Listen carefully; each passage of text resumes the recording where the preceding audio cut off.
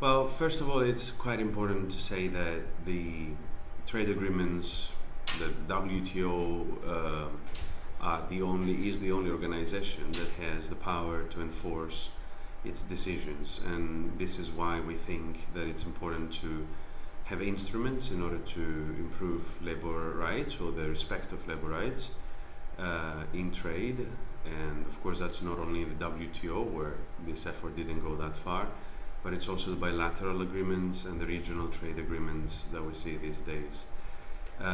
Trade agreements, trading arrangements actually, like the GSP, have been used in order to improve working conditions and the level of respect of labor rights in general.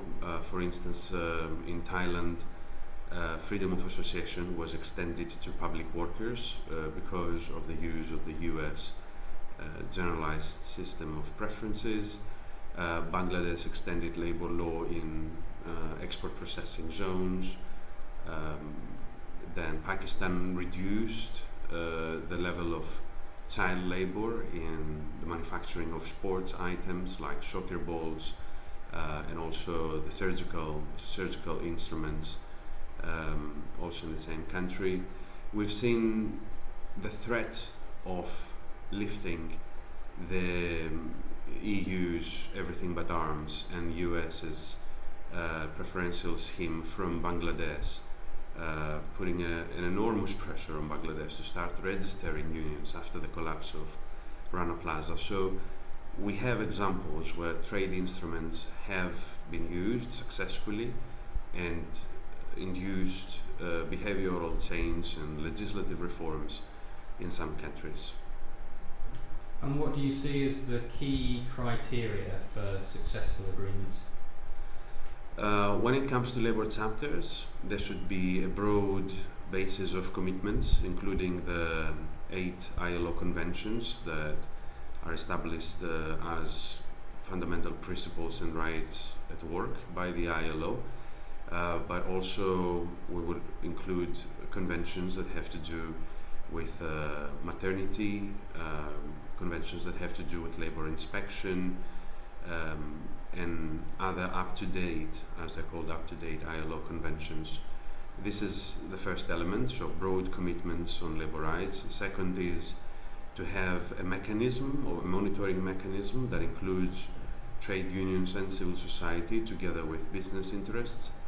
The third one, and most important probably, is to have an enforcement mechanism, so a dispute settlement procedure that can lead to sanctions. We do not argue for sanctions, but we have seen that the threat of using sanctions is actually the thing that induced this behavioral and legislative reform.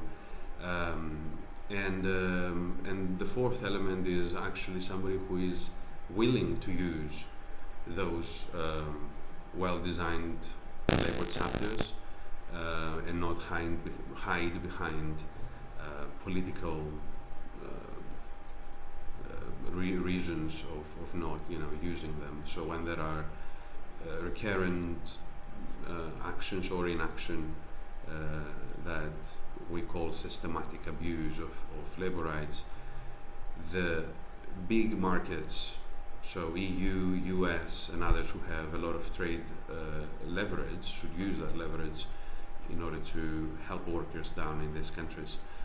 Then apart from the labor chapters, there's also other issues that we're putting on the agenda. For instance, we do not agree at all with investment protection in the form it has taken now with the investor-to-state dispute settlement, extended patents on drugs, and patents on environmental technology. The regulatory cooperation is another red line from the trade unions. So, to be clear, a good labor chapter is not enough to for the labor movement to endorse or approve of a trade agreement, because trade agreements, apart from how well designed a labor chapter is, it has impact on workers, and not only in terms of rights but also in terms of wages, in terms of losses of jobs, and overall the increase of corporate power.